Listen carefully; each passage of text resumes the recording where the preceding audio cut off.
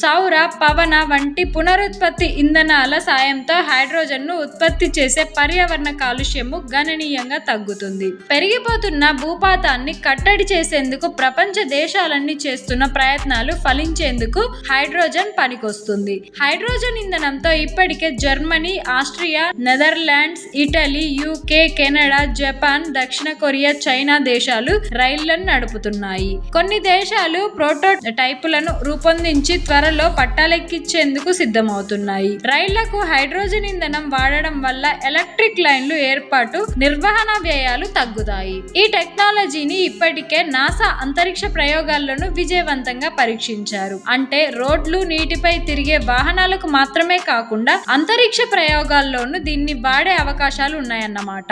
భవిష్యత్తులో విమానాలు హైడ్రోజన్ ఇంధనం పైనే నడుస్తాయి. అయితే ప్రస్తుతానికి హైడ్రోజన్ వాహనం ఉత్పత్తి ఖర్చు కొంచెం ఎక్కువే. కానీ సాంకేతిక పరిజ్ఞానంలో వస్తున్న మార్పుల కారణంగా 2030 నాటికి ఈ ఖర్చు సగమవుతుందని, ఆ వెంటనే విస్తృత వినియోగము పెరుగుతుందని హైడ్రోజన్ కౌన్సిల్ అంచనా వేస్తోంది. హైడ్రోజన్ బాటన ప్రపంచం గత ఏడాది ప్రపంచ హైడ్రోజన్ ఫ్యూయల్ సేల్ అమ్మకాలు 30% వరకు పెరిగాయి. ఈ రంగం విలువ 2022 నాటికి రూపాయలు 1.8 లక్షల కోట్లకు చేరుకోగా 2030 నాటికి రూపాయలు 3.32 లక్షల కోట్లకు చేరుతుందని అంచనా. అలాగే కొరియా, జపాన్ తో పాటు యూరోపియన్ యూనియన్ కూడా హైడ్రోజన్ వాహనాల ఉత్పత్తిని పెంచేందుకు ప్రయత్నిస్తున్నాయి. పెట్రోల్ బంకుల మాదిరిగానే హైడ్రోజన్ బంకులు లాంటివి వందల సంఖ్యలో ఏర్పాటు చేసేలా ప్రణాళికలు సిద్ధం చేశాయి. ప్రపంచ దేశాల ప్రభుత్వాలే కాకుండా ప్రైవేట్ రంగం కూడా చురుకుగా హైడ్రోజన్ మార్కెట్లోకి ప్రవేశిస్తుండడం